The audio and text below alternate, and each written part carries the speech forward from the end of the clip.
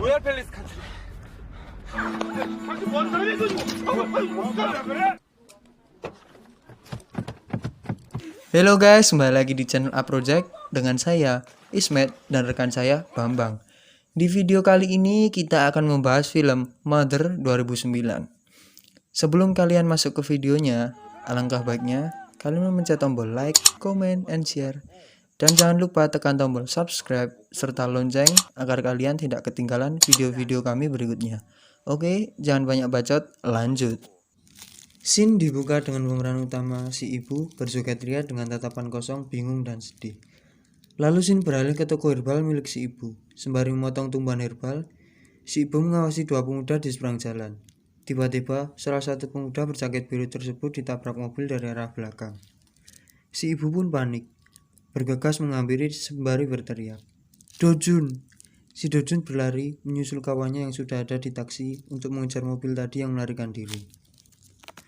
Lalu mereka menuju ke lapangan golf. Sesampainya di parkiran tempat golf, mereka bergegas mencari mobil Mercedes-Benz berwarna hitam dengan plat 5293. Setelah ketemu, teman Dojun langsung menendang spion mobilnya sampai rusak. Dojun pun ikut menendang. Setelah itu mereka mencari pemilik mobil tersebut. Karena padang golf yang sepi, mereka menunggu orang lewat sembari menongkrong di pinggir kolam. Sedangkan si Dojun memungut bola golf yang ada di kolam. Nah, di sini kita bisa tahu, ternyata si Dojun ini mengidap keterbelakangan mental. Bahkan dia kesulitan mengingat tujuannya ke sini. Perlu diingat, si Dojun ini selain keterbelakangan mental, juga punya masalah ingatan. Oke, lanjut. Kawannya bingung, lalu ia bertanya kenapa ia mengambil bola golf. Dojun menjawab untuk dikasih ke para gadis. Nah, singkat cerita, mereka bertemu orang-orang yang punya mobil sedang naik mobil golf. Kawannya Dojun bergegas mengejar mereka. Lalu terjadilah perkelahian. Diam-diam, kawan Dojun merebut tongkat golf, lalu dilempar ke kolam. Scene beralih ke mereka yang sudah ada di kantor polisi. Saat polisi sedang diskusi dengan orang-orang yang ada di tempat golf tadi, yang ternyata mereka semua adalah profesor. Saat polisi sedang mediasi dengan para profesor, Dojun malah asik menulisi bola golf yang ia ambil tadi dengan namanya. Nah, karena sama-sama bersalah, akhirnya mereka pun berujung damai. Tetapi, para profesor menuntut ganti rugi pada mobilnya. Alih-alih mau ganti rugi, si kawannya Dojun malah menyalahkan Dojun. Dan Dojun pun terima aja. Tak berselang lama, si ibu menyebut anaknya Dojun. Sesampainya di rumah, Dojun cerita ke ibunya kalau dia tadi nendang kaca mobil. Pusing karena nggak punya duit, ibunya bilang dia nggak bisa ganti. Si Dojun nyaranin ibunya buat pinjem uang ke Jinte, kawannya yang ditampakkan dari awal film. Tapi ibunya nggak suka dia bergaul sama Jinte. Habis itu Dojun pergi keluar buat kobam yang udah diajak janjian sama Jinte. Sin pun beralih ke ibunya yang mengaku puntur pantat mama muda, yang ternyata adalah temannya sendiri. Si ibu mau minta pinjaman ke temannya buat ganti rugi.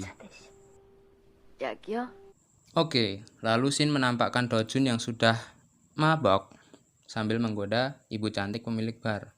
Tapi di sini Jinte belum datang-datang. Ternyata Jinte di lain tempat sibuk mencari tongkat golf yang ia lempar ke kolam pas tadi berantem.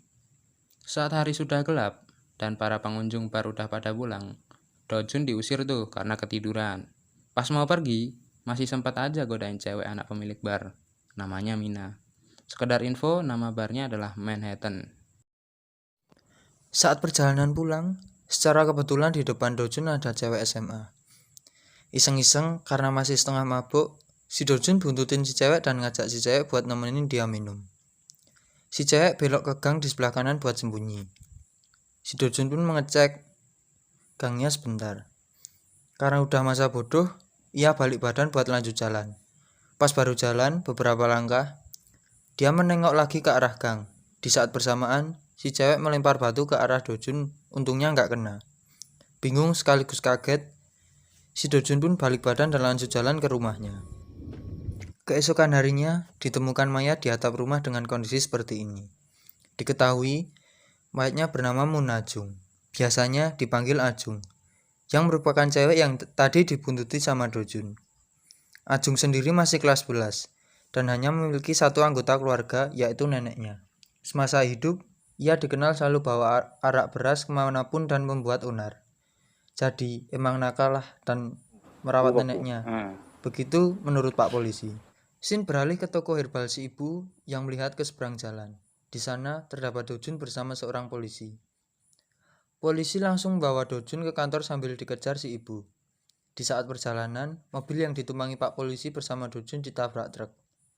Di dalam mobil, polisi menyatakan bahwa Dojun ditahan atas tuduhan pembunuhan Moon Ajung. Sesampainya di ruang interogasi polisi, si Dojun langsung dicecar beberapa pertanyaan. Dojun ditanya apa yang dilakukan saat perjalanan pulang. Dojun yang gak ingat menjawab kalau ia tidur di rumah bareng ibunya. Karena gak ingat, polisi langsung menunjukkan barang bukti berupa bola golf yang tertera nama Dojun yang ditemukan di TKP pembunuhan. Bola golf yang sama yang ia tulisi saat di kantor polisi waktu kasus tabrak lari. Saat ditanya beberapa pertanyaan lagi, Dojun tetap aja bingung. Sebenarnya polisi ini udah kasihan karena nganggap si Dojun ini nggak mungkin ngelakuin hal nakal. Si Dojun malah bilang kalau dia juga bisa nakal. Karena interogasi dirasa sudah cukup, polisi satunya memberi kertas berisi pertanyaan pengakuan bersalah untuk ditandatangani Dojun. Adegan beralih ke tempat kunjungan yang ditampakkan si ibu dan si Dojun. Di sini kita bisa tahu bahwa ternyata si Dojun menandatangani pengakuan tersebut. Dojun malah menyatakan kalau dia membunuhnya. Terus ia ditanya si ibu, apa benar kau membunuhnya? Dojun berkata, tentu tidak. Malam harinya saat hujan, si ibu mencoba menyogok polisi ini. Jaemun, karena lelah, Jaemun mencoba menjelaskan ke ibu bahwa ia sadari tadi pagi mengurus banyak kasus. Salah satunya, anak gila JP yang melarikan diri dari sanatorium di Gunung Dogi, dan ia menjelaskan kalau kasus Dojun dinyatakan telah ditutup. Keesokan harinya diadakan reka ulang adegan pembunuhan Ajung di TKP. Pas mau reka adegan, si Dojun masih aja sempat nyapain Mina. Nah, lanjut. Karena si Dojun sendiri nggak tahu kejadiannya, jadi ya asal aja reka adegannya. Reka adegan berjalan dengan kocak. Dengan memanfaatkan momen ini, si ibu dan temannya yang di terapi akupuntur tadi menyebarkan brosur yang menyatakan kalau Dojun tidak bersalah. Setelah reka adegan, si ibu pergi menuju ke tempat persemayaman Ajung. Padahal di sana banyak pelayat. Malahan si ibu ngomong terang-terangan kalau bukan anaknya yang membunuh. Terjadilah keributan. Saat ribut, nenek Ajung membubarkan mereka sambil minum arak beras. Untuk sekedar info, adat upacara pemakaman Korea Selatan, upacara pemakaman di Korea biasanya dilaksanakan selama 3 hari terhitung sehari setelah kematian. Sehingga pemakaman khas Korea biasanya merupakan sebuah gedung yang khusus diperuntukkan untuk menyimpan abu jenazah atau tembok peringatan bagi keluarga yang telah berpulang. Oke, lanjut. Si ibu akhirnya mendapatkan pengacara buat Dojun. Nah, tentu pengacara perlu penjelasan dari Dojun biar bisa dibuat pembelaan. Dojun disuruh ibunya buat mengingat kejadian pada malam pembunuhan. Lucunya, buat mengingat sesuatu Dojun melakukan gerakan memijat kepalanya. Alih-alih mengingat kejadian di malam pembunuhan, Dojun malah ingat kalau bukan dia menendang kaca spion mobil, melainkan Jinte. Pengacara yang dari tadi bingung pura-pura kalau dia dihubungi kantor. Ia langsung bergegas pergi. Setelah itu mereka ngobrol dan Dojun bilang kalau Jinte tak pernah mengunjunginya. Ibu mencurigai Jinte karena yang malam itu tak mendatang menyusul Dojun, dan hanya dia yang tahu soal bola golf milik Dojun. Karena curiga, ibu bergegas ke kantor pengacaranya, lalu diadang kawannya untuk diajak bicara.